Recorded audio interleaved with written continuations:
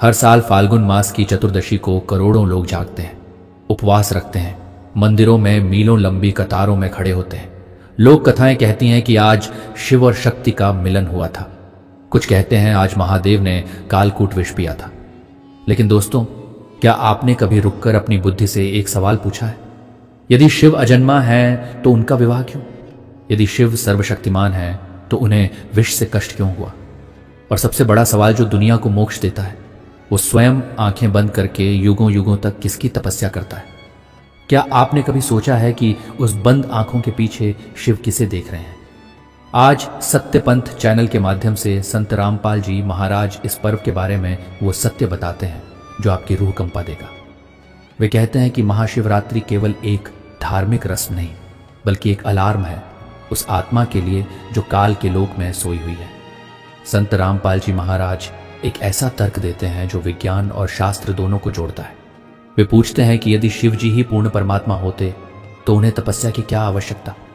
राजा कभी अपनी प्रजा की भीख नहीं मांगता और ईश्वर कभी किसी और का ध्यान नहीं धरता, तो फिर शिव किसका सुमिरन करते हैं? कथा है कि समुद्र मंथन से सबसे पहले हलाहल विष निकला, पूरी सृष्टि जलने लगी। तब शिव ने उसे अपने कंठ में धारण किया और वे नीलकंठ कहलाए। लेकिन संत रामपाल जी महाराज के अनुसार इस कथा की परतें बहुत गहरी हैं। समुद्र मंथन वास्तव में हमारे शरीर के भीतर चलने वाला मानसिक संघर्ष है। देव और दानव हमारी अच्छी और बुरी वृत्तियां में। जब एक साधक भक्ति शुरू करता है तो उसके भीतर के विकार, काम, क्रोध, लोभ विष बनकर बाहर आते हैं। शिव का उस विष को पीना यह संकेत देता है कि वे गुणों के स्वामी हैं, लेकिन वे स्वयं भी उस परम शक्ति के अधीन हैं जो अमर है। विचार कीजिए, यदि शिव पूर्ण परमात्मा होते तो क्या विश्व उनके शरीर पर अपना प्रभाव छोड़ पाता? क्या उनका कंठ नीला होता? पूर्ण परमात्मा को कोई भी तत्व प्रभावित नहीं कर सकता, क्योंकि वह अजर अमर और अविनाशी है। महाशिवरात्रि पर रात भर जागने का विधान है। लोग भजन करते हैं, नाचते हैं, लेकिन संत रामपाल जी महाराज कहते हैं, बाहर की रात में जागने से क्या होगा जब भीतर अज्ञान का घना अंधेरा छाया हो। रात अज्ञान का प्रतीक है, जागना ज्ञान का प्रतीक है। यदि आप पूरी रात जाग भी गए लेकिन आपको यह नहीं पता कि आप कौन हैं, कहां से आए हैं और आपका असली मालिक कौन है, तो वह जागरण केवल शरीर को थकाना है। असली जागरण तब होता है जब एक पूर्ण गुरु आपकी आत्मा की आंखों पर पड़ा अविद्या का पर्दा हटा देता है। शिव स्वयं समाधि में लीन रहकर हमें यह सिखा रहे हैं कि इस नश्वर संसार से ध्यान हटाकर उस परम तत्व की खोज करो जिसे वे स्वयं खोज रहे हैं। लेकिन रुकिए, असली रहस्य तो अभी बाकी है। शिवलिंग, जिसकी पूजा इस रात सबसे अधिक होती है, उसका वास्तविक अर्थ क्या है? क्या वह केवल एक पत्थर है या ब्रह्मांड का कोई गुप्त नक्शा? और क्यों संत रामपाल जी महाराज कहते हैं कि शिव जी भी काल के चक्र से बाहर नहीं है? ये सब और इससे भी भयानक सच जानेंगे हमने जाना कि शिव की समाधि और विषपान के पीछे क्या प्रतीकात्मक अर्थ छिपे हैं, लेकिन अब समय है उस पर्दे को उठाने का जिसके पीछे शिवलिंग का वास्तविक रहस्य छिपा है। क्या आपने कभी सोचा है कि दुनिया भर में शिवलिंग की पूजा क्यों होती है और क्यों संत रामपाल जी महाराज कहते हैं कि हम संकेत को ही सत्य मान बैठे हैं? आम धारणा है कि शिवलिंग शिव का स्वरूप है, लेकिन संत रामपाल जी महाराज शास्त्रों के आधार पर एक क्रांतिकारी बात बताते हैं। लिंग शब्द का संस्कृत में अर्थ होता है चिन्ह या प्रमाण। शिवलिंग वास्तव में उस निराकार दिखने वाले साकार परमात्मा का एक संकेत था जिसे प्राचीन काल में ऋषि मुनि पहचान नहीं पाए। पवित्र वेदों और श्रीमद् भगवद गीता के अनुसार परमात्मा केवल एक ज्योति या पत्थर नहीं है, वह पुरुष है, उसका अपना एक धाम है।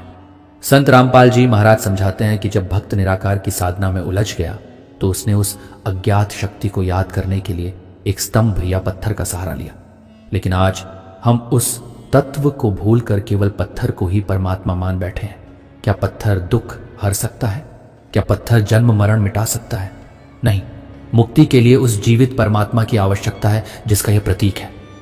महाशिवरात्रि को शिव और पार्वती के मिलन की रात माना जाता है। भक्त इसे बड़ी धूमधाम से मनाते हैं, लेकिन इस विवाह के पीछे एक गहरा रूहानी रहस्य है।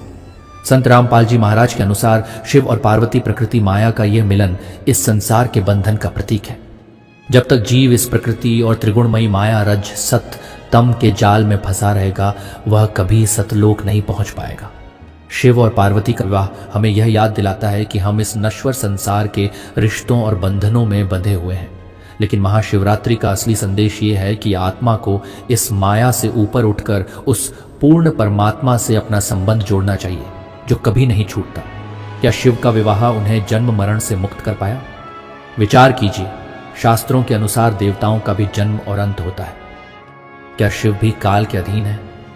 ये बात सुनकर शायद आपकी आस्था को झटका लगे, लेकिन सत्य यही है जो संत रामपाल जी महाराज शास्त्रों से प्रमाणित करते हैं। गीता जी के अध्याय 14 श्लोक 5 में स्पष्ट लिखा है कि रजगुण ब्रह्मा, सतगुण विष्णु और तमगुण शिव, ये तीनों प्रकृति से उत्पन्न हुए हैं और अविनाशी आत्मा को शरीर में बांधते हैं। संत रामपाल जी महाराज बताते हैं कि शिव जी तम गुण के स्वामी हैं और वे शर पुरुष ज्योति निरंजन काल ब्रह्म के पुत्र हैं। काल ब्रह्म ने इस संसार को चलाने के लिए इन तीनों देवताओं को नियुक्त किया है, लेकिन स्वयं काल और उसके ये तीनों पुत्र भी उस परम अक्षर पुरुष के अधीन हैं जिसे वेदों में कबीर देव या कबीर साहिब कहा गया है। महाशिवरात्रि हमें चेतावनी देती है कि तुम इन 3 गुणों की पूजा तक सीमित न रहो, बल्कि उस चौथे पद की खोज करो जहां जाने के बाद पुनर्जन्म नहीं होता। भस्म और श्मशान, मृत्यु का स्मरण। शिव को श्मशान का निवासी और भस्म से लिपटा हुआ दिखाया जाता है। यह कोई डरावनी बात नहीं बल्कि एक कड़वा सच है। संत रामपाल जी महाराज कहते हैं कि यह भस्म हमारे अहंकार का अंत है। ये हमें याद दिलाती है कि चाहे आप राजा हों या रंक, अंत में यह शरीर राख का एक ढेर बनेगा। महाशिवरात्रि की रात श्मशान का स्मरण इसलिए कराया जाता है ताकि हम अपनी मृत्यु को याद रखें। जब मृत्यु याद रहेगी तभी अमर होने की इच्छा जागृत होगी। और अमर कौन है? शिव महापुराण के अनुसार शिव जी की भी आयु सीमित है।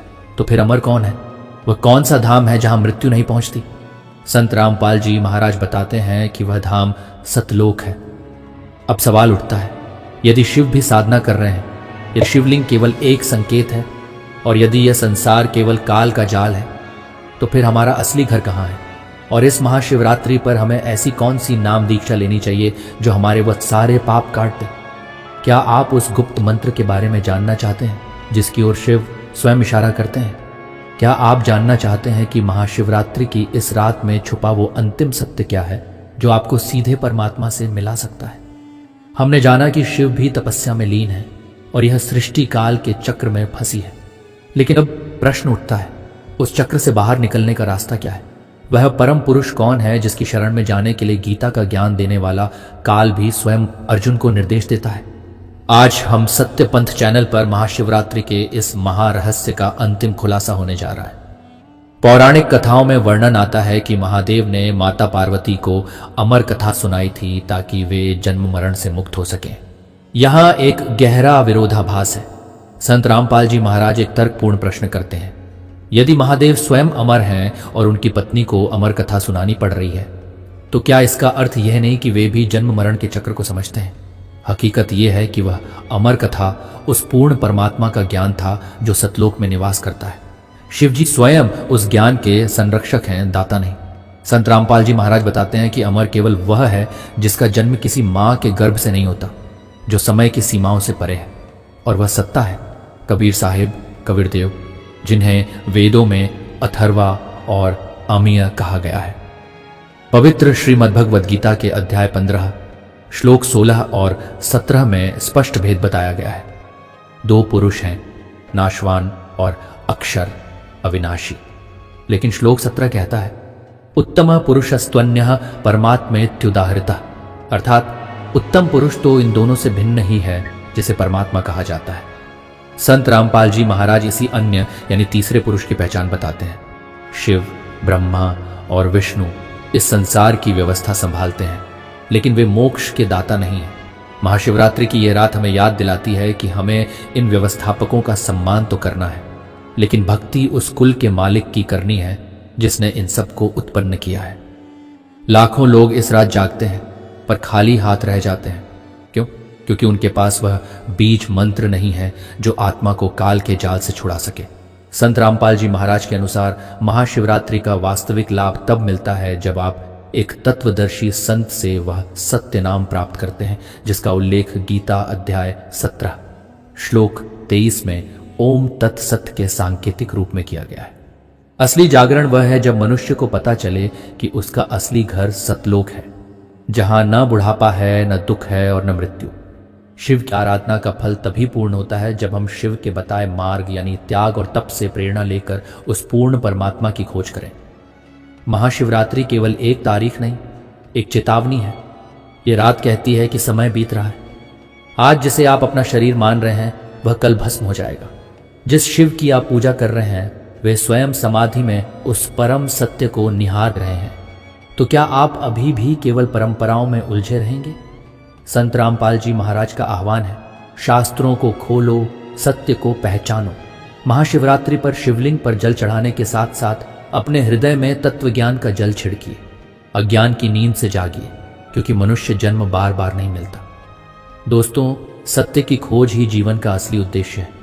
अब तक हमने जाना कि शिव कौन है, शिवलिंग क्या है और क्यों हम अब तक केवल प्रतीकों में उलझे रहे। लेकिन अब सबसे बड़ा सवाल, क्या इस महाशिवरात्रि आपकी किस्मत बदल सकती है? क्या कोई ऐसा तरीका है जिससे हम इसी जन्म में उस परम शांति और मोक्ष को पा सकें जिसकी तलाश में शिव जी भी युगों से समाधिस्थ हैं? आज मिस्टीरियस इंडिया के इस फाइनल एपिसोड में हम उस गुप्त चाबी का खुलासा करेंगे जो जन्म मरण के ताले को खोल देती है। तत्वदर्शी संत की पहचान, कौन दिखाएगा रास्ता? गीता जी में भगवान कृष्ण कहते हैं कि उस परम ज्ञान को जानने के लिए तुम्हें तत्वदर्शी संत की शरण में जाना होगा। अब विचार कीजिए, दुनिया में हजारों गुरु हैं, हजारों कथावाचक हैं, लेकिन तत्वदर्शी कौन है? संत रामपाल जी महाराज बताते हैं कि तत्वदर्शी वह है जो सभी धर्मों के शास्त्रों, वेद, गीता, कुरान, बाइबल, गुरु ग्रंथ साहिब से ये प्रमाणित कर दे कि पूर्ण परमात्मा एक है और उसकी भक्ति की विधि क्या है।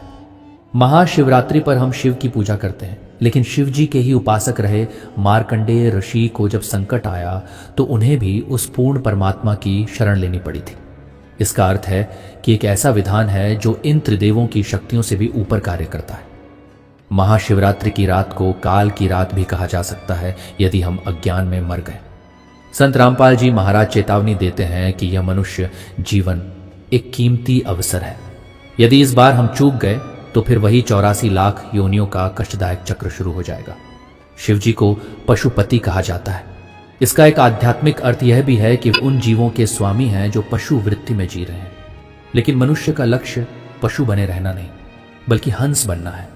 वह हंस जो दूध और पानी का विवेक करना जानता हो, जो सत्य और असत्य के बीच फर्क कर सके। और यह विवेक केवल संत रामपाल जी महाराज के तत्वज्ञान से ही संभव है। सतलोक, वो धाम जहां शिव भी जाना चाहते हैं। कबीर साहिब अपनी वाणी में कहते हैं, अक्षर पुरुष एक पेड़ है, क्षर पुरुष वाकी डार, 3 देवा शाखा है, पात रूप संसार। अर्थात यह संसार एक वृक्ष की तरह है जिसकी जड़ें वो पूर्ण परमात्मा है। महाशिवरात्रि हमें जड़ों की ओर लौटने का संकेत देती है। शिव जी, ब्रह्मा जी और विष्णु जी उस वृक्ष की शाखाएं हैं। वे हमें फल दे सकते हैं, लेकिन जीवन, मोक्ष केवल जड़ों, पूर्ण परमात्मा से ही मिलता है। दोस्तों, महाशिवरात्रि आती रहेगी और जाती रहेगी। आप हर साल मंदिर जाएंगे, जल चढ़ाएंगे और फिर अपनी उसी पुरानी जिंदगी में लौट जाएंगे। लेकिन क्या कभी आपके भीतर का अंधकार मिटेगा? संत रामपाल जी महाराज का ज्ञान आज पूरी दुनिया में आग की तरह फैल रहा है, क्योंकि यह किताबी नहीं, प्रमाणित है। इस महाशिवरात्रि केवल मिट्टी के शिवलिंग की पूजा मत कीजिए, बल्कि अपने भीतर छिपी उस आत्मा को जगाइए। उस सच्चे मंत्र की खोज कीजिए जो स्वयं कबीर साहिब ने दिया है और जिसे आज संत रामपाल जी महाराज मुफ्त में प्रदान कर रहे हैं। सच्चाई कड़वी हो सकती है, लेकिन वह हमें आजाद करती है। हमारा उद्देश्य किसी की आस्था को ठेस पहुंचाना नहीं, बल्कि उस महा आस्था से जोड़ना है जो कभी टूटती नहीं। यदि आप भी उस पूर्ण मोक्ष के मार्ग पर चलना चाहते हैं तो देर मत कीजिए। दोस्तों, सत्य की खोज ही जीवन का असली उद्देश्य है। अगर इस सीरीज ने आपकी सोच को एक नई दिशा दी है तो इस वीडियो को शेयर करके दूसरों के जीवन से भी अज्ञान का अंधेरा मिटाएं। सत्य की इस यात्रा में हमारे साथ जुड़ने के लिए धन्यवाद। अगर आप इन रहस्यों को और विस्तार से समझना चाहते हैं तो संत रामपाल जी महाराज के सत्संगों को जरूर सुनें और ज्ञान गंगा पुस्तक मंगवाएं। चैनल को सब्सक्राइब करना न भूलें। सत साहिब,